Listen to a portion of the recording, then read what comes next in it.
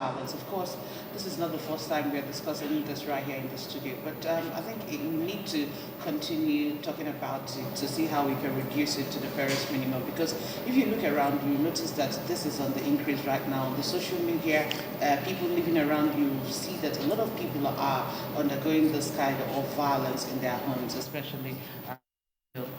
Okay, and this morning we have some guests right here seated with us in the studio that will help us to talk more on this topic that is curbing the menace over sexual-based violence. But then my colleague is seated right here with me in the studio this morning.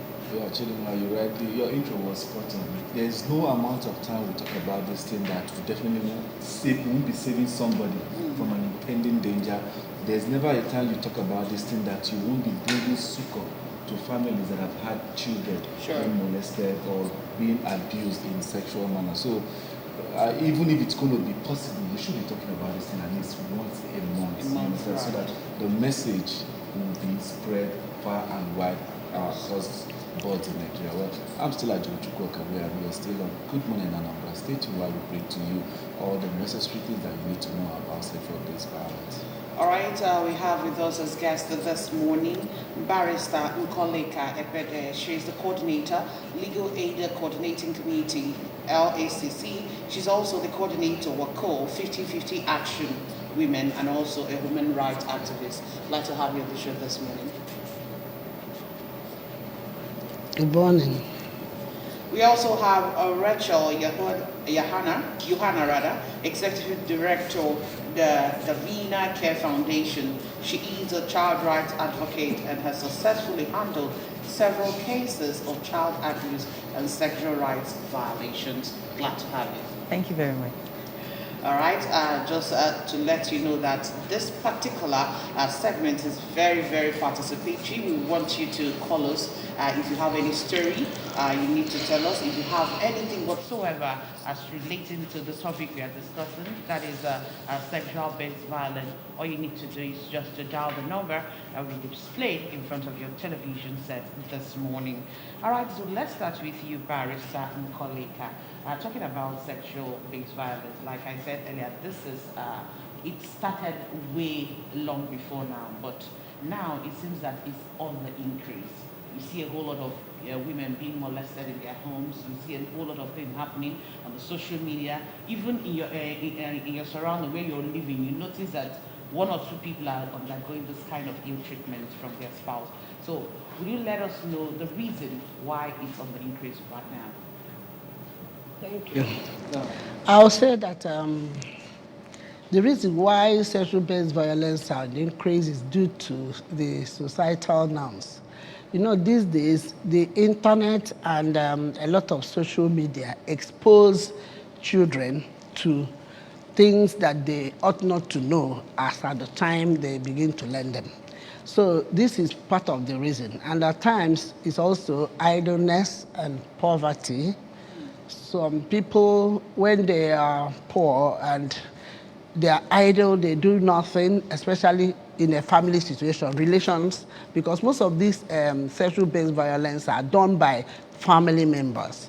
The child knows this uncle or this brother and kind of trusts the person, or the person is a friend of the family who visits, and this child knows the person. So whenever such uncle or brother calls such a child, she won't have any restriction to go to answer the person.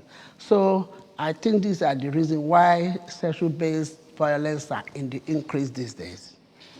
Wow, so you're telling us categorically that most of the predators, let me use the word, you understand, that prey on these innocent children, you understand, are people familiar with the children and people close to us.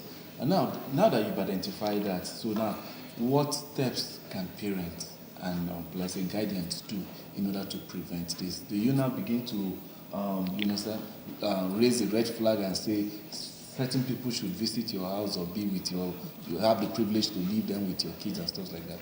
I mean, before we start talking about the steps, like preventive measures, let's talk about some of the cases that you have handled before now. Some of the, I know you've handled a whole lot. Just give us an experience. Tell us how and how you got the notice or you got to know that something like this actually happened. Because I know when it comes to sexual violations, some people are very withdrawn to come out to say that something like this happened to them. And some parents even like to, hide it within the family, cover it up, especially when it has to do with probably somebody related to them. Yeah.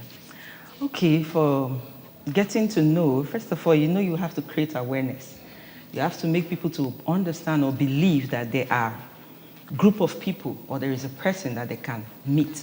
And then you have to form that kind of, should I say, make the communication very open and make them believe in you so they can get to, so that person that is getting to them, because there's always someone that gets to whoever is getting to you.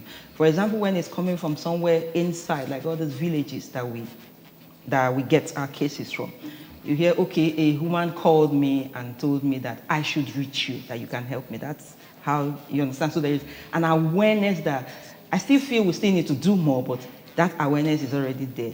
Social media, at least, I've got calls from Instagram, please, this is happening in Anambra and all that. But now let me talk about the interior villages. For example, I've been called by a police officer from one interior village that she's given someone my number. Why? Because I've handled the case that we moved from that community down to the state CID. So they now believe that this person can actually move this case with speed so that the families does not cover it and do it their family way. So there's someone there that will refer that village woman and her child to you. And then when they are coming, you two have got to be very hospitable enough for them to be able to open up, tell you everything. And when they are fighting them to withdraw, you just have to be there. Because there is always the pressure of bring it back home. Bring the case back home. Don't take it that far. We can handle it. Like a case that happened in Ogbaru. Inside, the woman called me and told me that, as a matter of fact, after she called once, she stopped calling. We started calling her. Please, though she said the church, neighbors, everybody, they want her to pull. I said, you can't do that. This is a 5-year-old being defiled by a 60-year-old man, and you're telling me you want to pull out. I said, okay, what did she say? She doesn't have the resources to come to Oka. I said, don't worry, we will push it through. We started helping her to give her transport, to support her.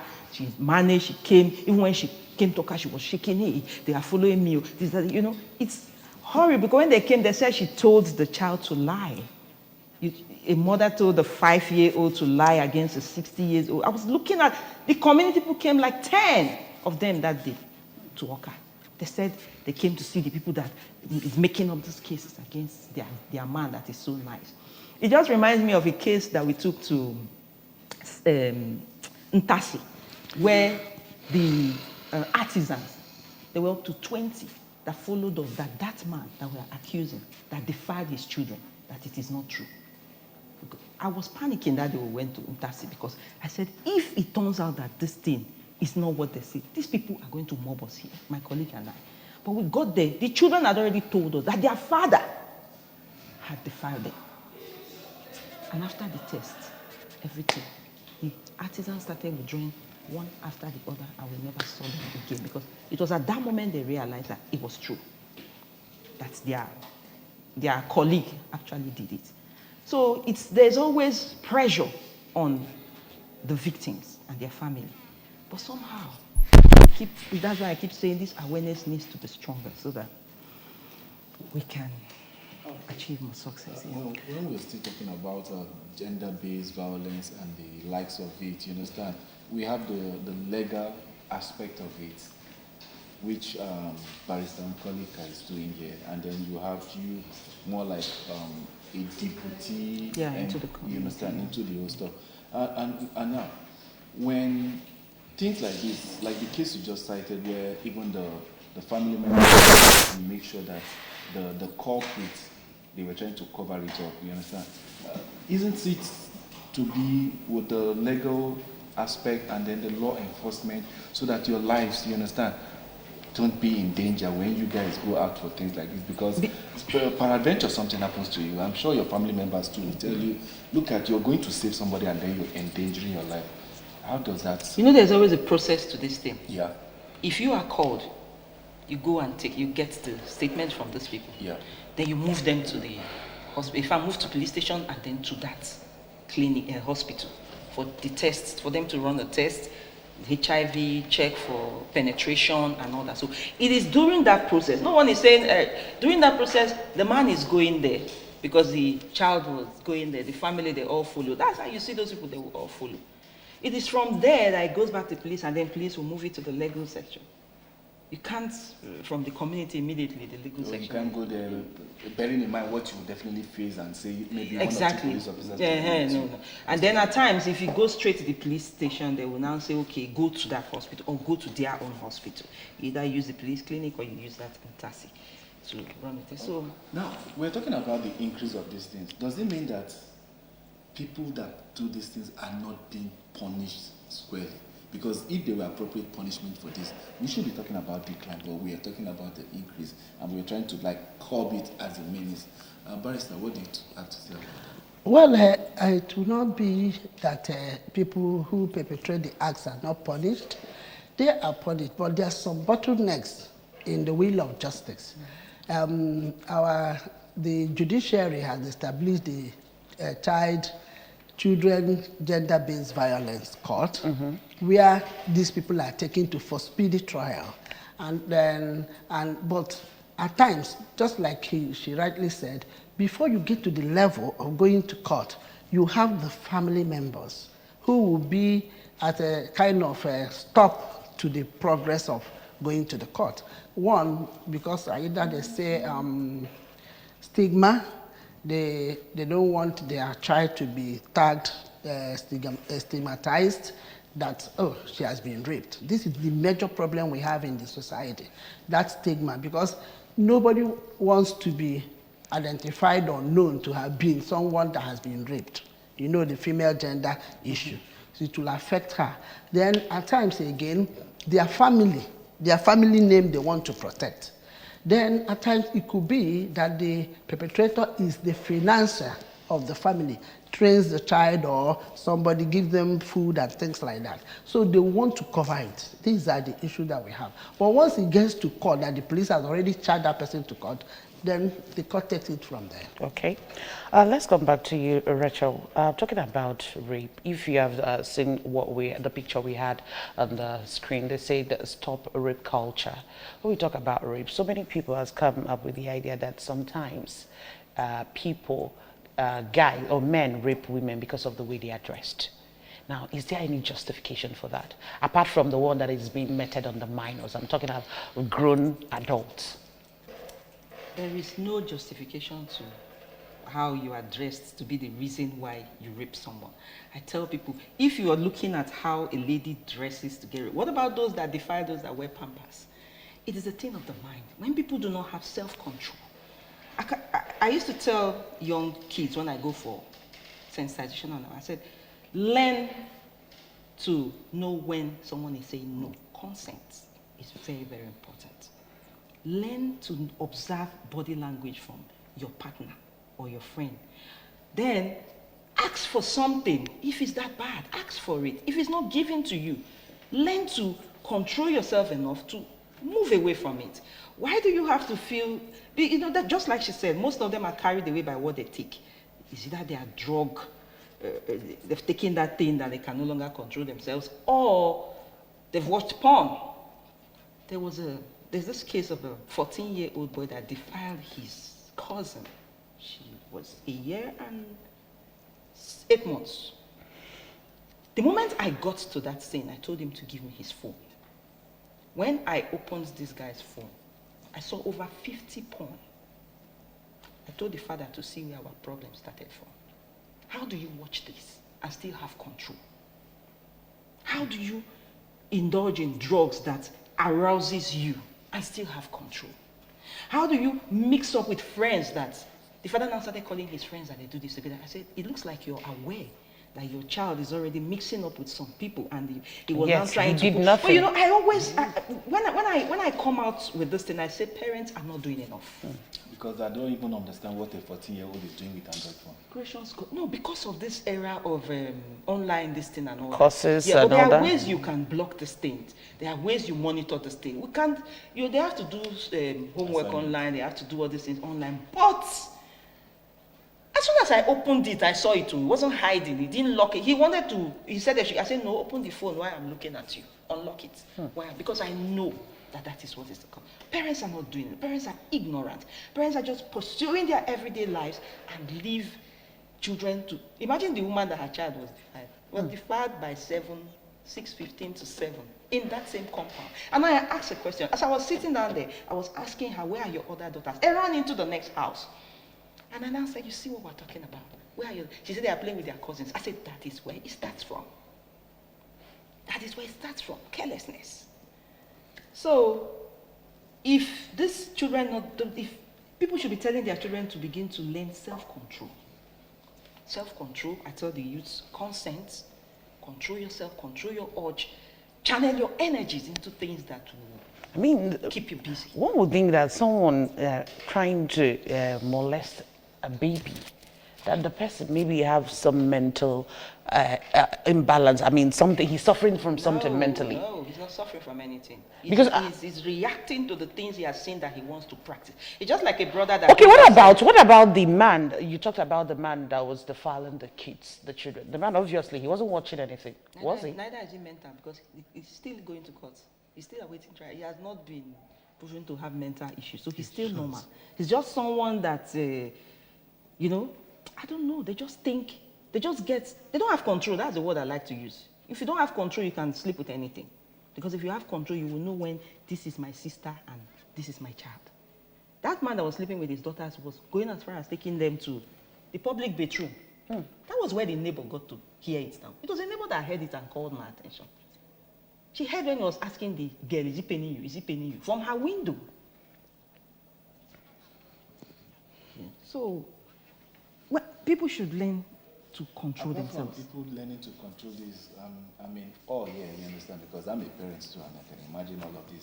Apart from telling people to learn self-control, what about educating our children, not just the girl child this time around, the boy child? Because when we talk about sex violence, most people think it doesn't happen to the boy child. It does, you understand? 70% of boys were taken unaware, you understand? So in both ways, but then, talking to these children, making them aware of their bodies and the functions of their body parts. Don't you think this one too will help? Of course, that's where I say. Because we growing up, we didn't have such. I don't think our parents had those down to teach us. Of course, when we are growing up, we are told as a young girl that as a child, that if a man touches you like this, you get pregnant. So nothing like sex education. That's why I tell parents, when I do parents program, I tell them, having a relationship with your children is key. A child will not talk to you if all you do is keep a serious business face at all times. You are not involved in their everyday life. You know, children talk per second. You should just be able to listen at every point in time. Very, very. No, very, very. You really have imagine to I'm going to to pick my kids from school in the afternoon. Maybe that day everything is biting me, and then, oh mom, do you know what happened? And then I was like, sometimes I'll be doing God grace, grace to keep listening, because something slips.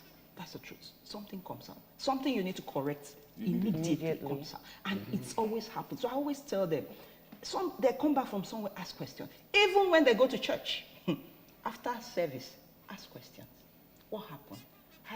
What was the topic? What did the man of God say? What did you? They will not tell you what a child was doing while preaching was going on, and what a child was saying. It was from service. My daughter came and said, a boy behind me told me that he wants to kiss me inside the church.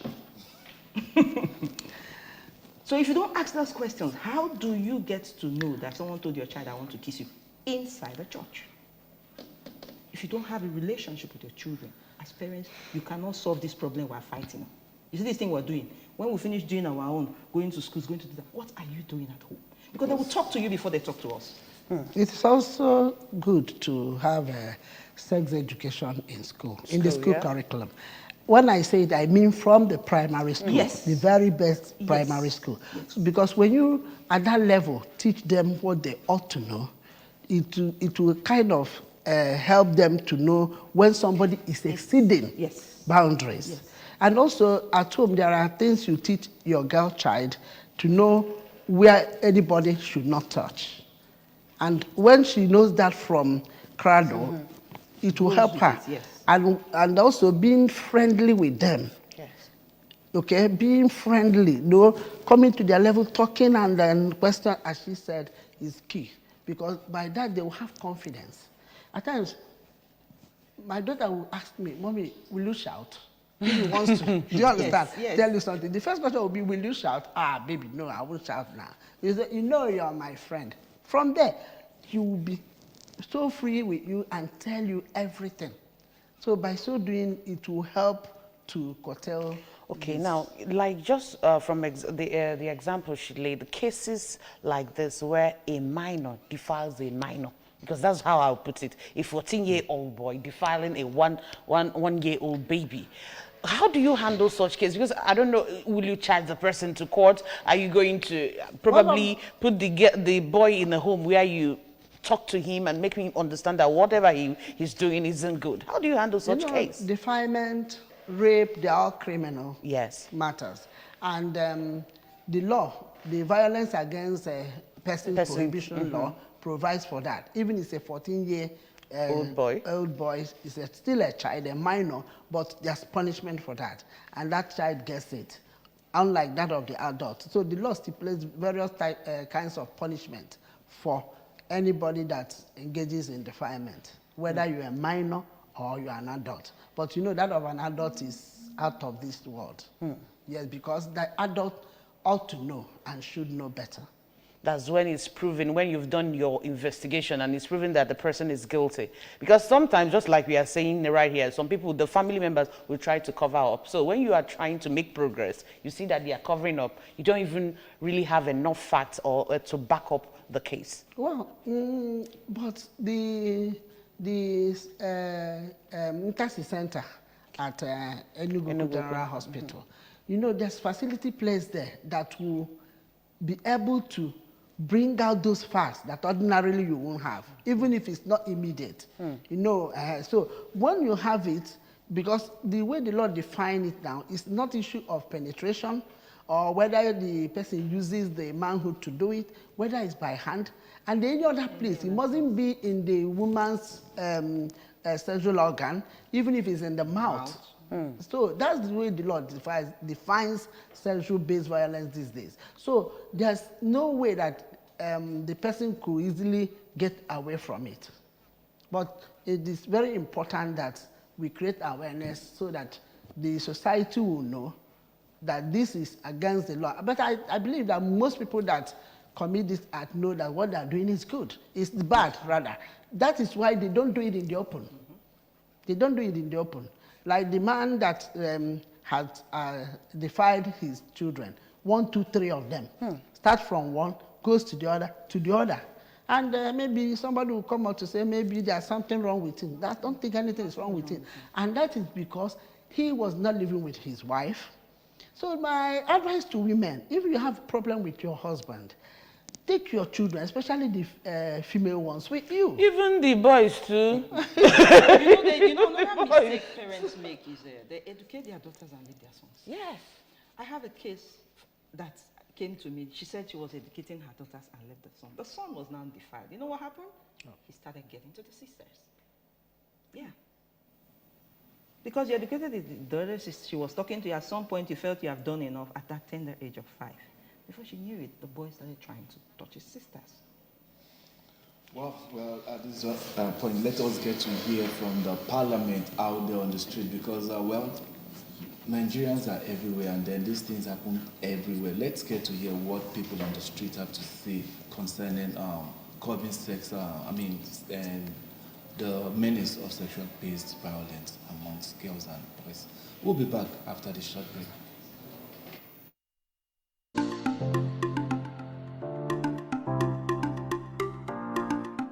To stop domestic violence in our society, there must be mutual understanding between husband and wife first, and the respect. The husband should respect the wife. The wife too should respect her husband. With this, we can cope.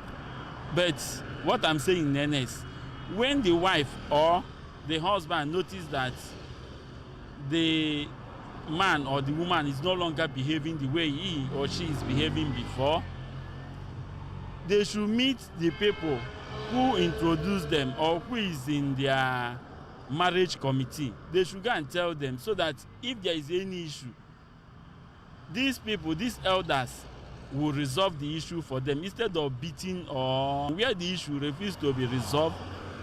The man now or the woman can decide not to divorce or to stay alone for a while. Give the man space for a while. Home education matters a lot. You understand? Parents trying to educate their children, because everything is not about school. It's not everything that you learn in school. There are some things also you learn it in your home.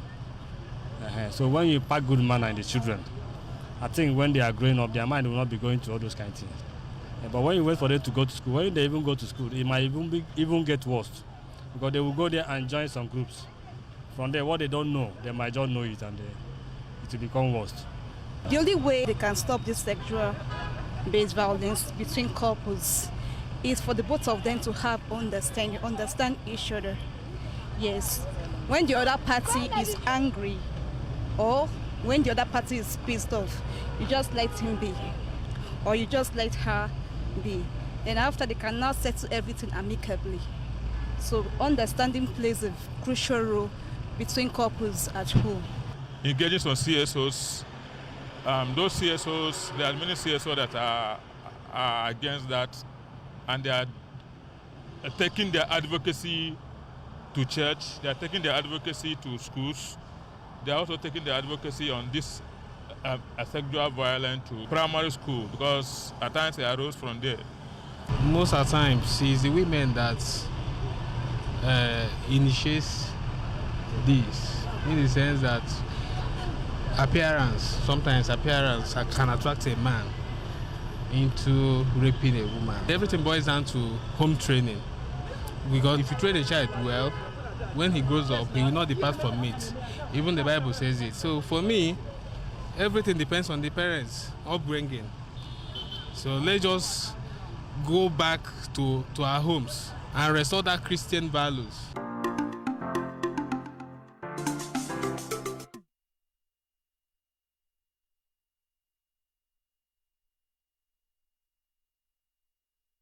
Where they are talking about taking the fight, you understand, the evangelism to schools, to churches, and to even public places, so that people will get to know, so that we'll have less of this child-based sexual violence in our society.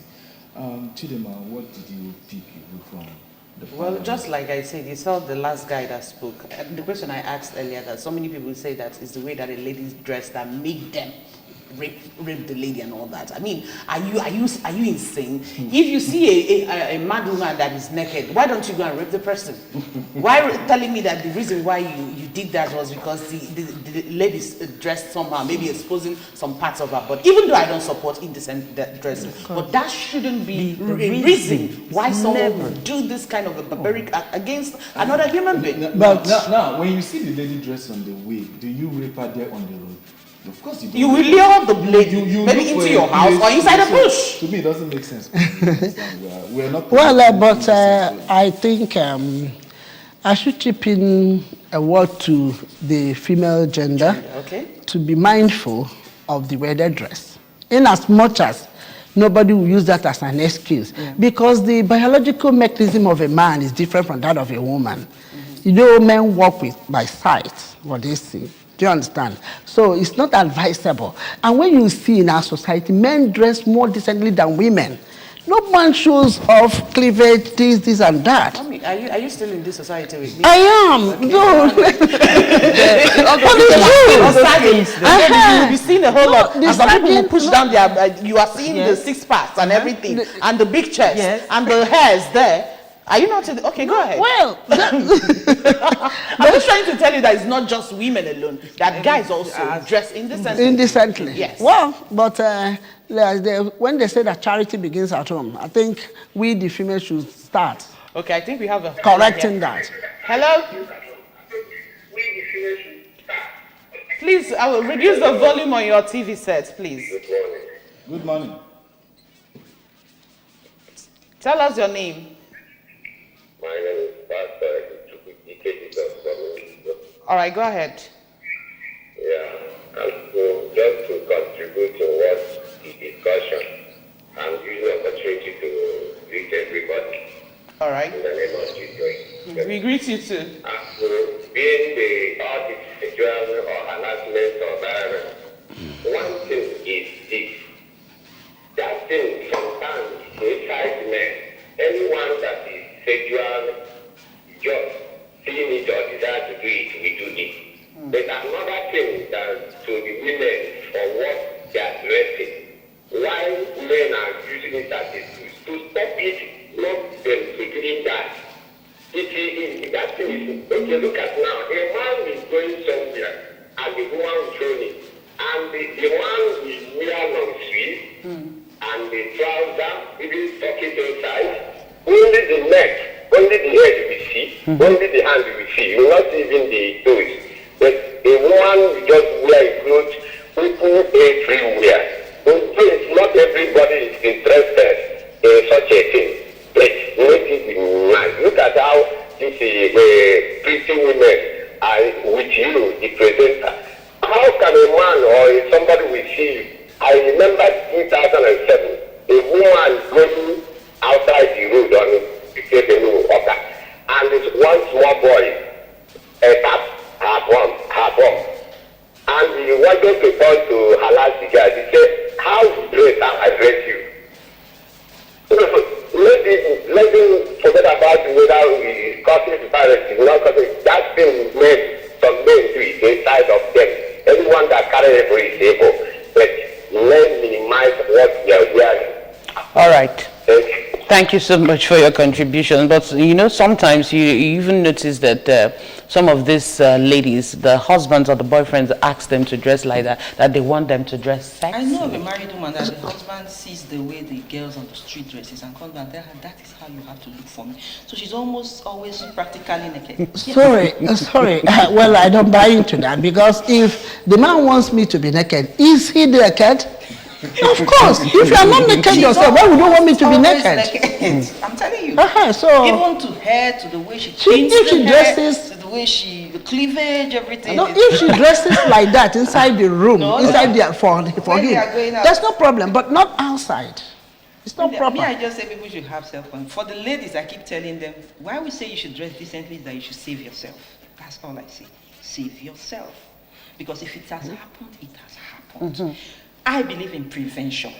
That is why I go out for my sensitization, pleading. Let's prevent. I don't want to hear it has happened. I hate to go to courts. I hate to take a case of rape. I hate to see a child defiled. That is why I say, please help those children not to fall victim. The same thing with young girls.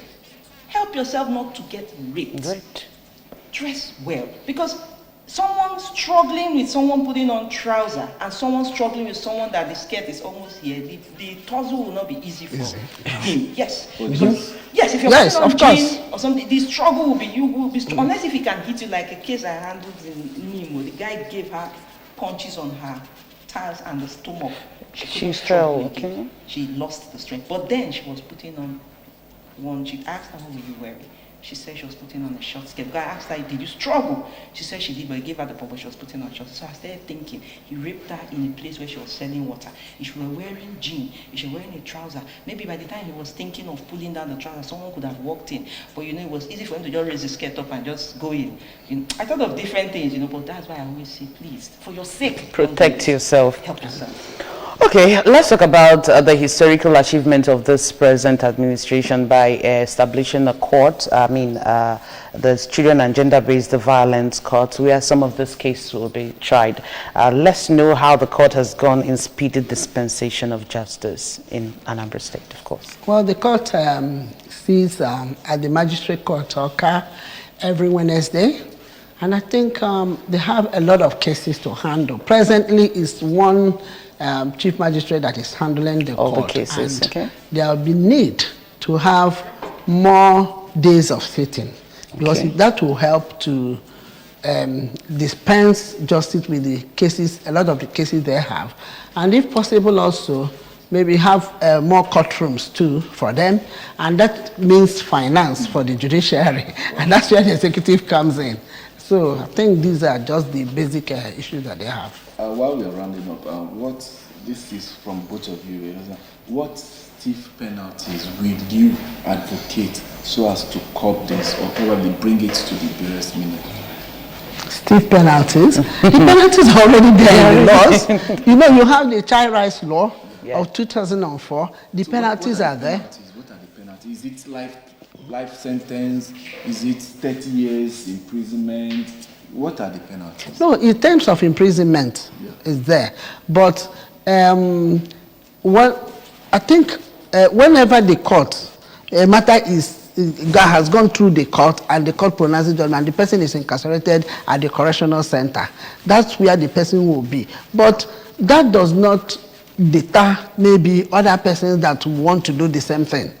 Do you understand what I'm saying? Because the fact that the law says you are going to have maybe 10 years imprisonment, and the Violence Against Persons Prohibition Law even provides for compensation more, some monetary compensation damages that should be paid, it does not deter any other subsequent person from doing what the person wants to do. So I think that the mental reawakening is key to all this.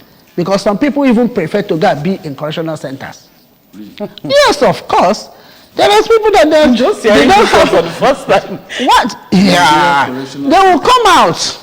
Okay? And they will come out crime. and commit another crime to go back there. Okay. Do you understand? There are some people that their family don't want them. Maybe because of the problems they've been given to the family, or they don't even know where to go to, or they know that when they go back home, they are not accepted by their family because that person has considered himself to be a disgrace to the family, and they don't want the family. So the person prefers to be at the correctional center. So they've made their own family inside the correctional center. Okay, yes. Wow, that's a new one. Okay, yes. So while we are wrapping up, I feel personally, they should castrate them. seriously. I think that's the word the man does not want to hear. It's not functioning. So you want to by the time they start hearing in community, it's not functioning, that's not functioning. Everybody, I think. No, you want them to put it in the law. Castration. Let them put it. Okay. Castrate them. Well, while we still look for a solution to this, of course, I know that what we are trying to do, even as we are seated here trying to, plead with the conscience of a whole lot of people, is to see how we can curb this. Because even with the punishment and all that, it won't still deter a whole lot of people not to do that. Because we know that some people are still doing it because they've not been caught. Some people are doing it, even now that we are speaking, they're still perpetrating that act because they've not been caught. But again, I want to ask, have you ever had a case whereby some people took laws into their hands? Like, for example, because I've read on the social media, a man that the daughter was defiled, he went inside the room and used the machete to kill the man and all that. So have you heard something like that, a case like that in Anambra? Okay. So quickly, let's, your last word to people, to parents, to government. We've talked about the challenges of the newly established court, that we need more court and to extend the days of sitting and all that. Yes. My word to government is every school should have sexual abuse teachings incorporated into their syllabus. Okay. Every school should have that. And they should get appropriate bodies that can pass this message, and not just telling us we have teachers that can do it. No, not the teacher that holds cane wants to go and teach a child how to protect herself. Fear will not even allow the child really listen to you. Appropriate bodies attached to each school. So like counselors? Yes. Okay. Some schools will tell you their teachers are counselors. A teacher entering a class should not cancel. I say it every time, any day. Children will not be comfortable to pour it out. Yeah. Especially when that teacher likes flogging them. Government should do this and make resources available for this particular field or work or, this particular section. We should make it available and then push the passionate NGOs and civil society that are into this, into the schools, into these communities, and make sure they give you reports. Parents should please learn to have that relationship with their children. Not just waiting for them to come and give you one story of one thing. Just bond so that they can tell you everything. For as low as 2 to 3 years, a child can tell you that somebody touched my bum. If you have told a child you're not supposed to be naked, always wear your pants, did anybody go there? Just like that. So parents should form that. Parents should help us so that when we are in secondary school trying to hear what they are saying, or in primary school, a child will not be telling us what you have not heard. Because I've handled a case like that. The woman came to my house and was crying. That how come the girl did not tell her? I said, because you don't have that relationship. So why would she tell you? Okay. So please, we have a lot to do. Quickly, let us wrap it up because our time is fast spent. Just one person word, please, so that we wrap it up and then please, Barrister. One word, advice to youth out there. Well, my advice to the youth out there is for them to stop taking a lot of hard drugs. That also helps them to do what they ought not to do, because somebody under influence is not the same as somebody who is normal. And then they should also stop watching porn in social media, because at times when they go through this constantly, they want to practice it. Now leads them into going to see somebody they will defy or rape. All right. All right, I want to say a very big thank you to both of you for joining us on the show. Thank you, Barrister Nkoleka Ebede, Coordinator, Legal Aid Coordinating Committee. Thank you for being here today. Thank you. And also to Rachel Johanna, Executive Director, Davina Care Foundation. Thank you so much.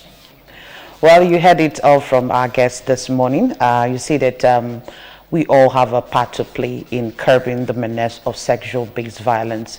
Do your own part, I do my own part, and we have a better society.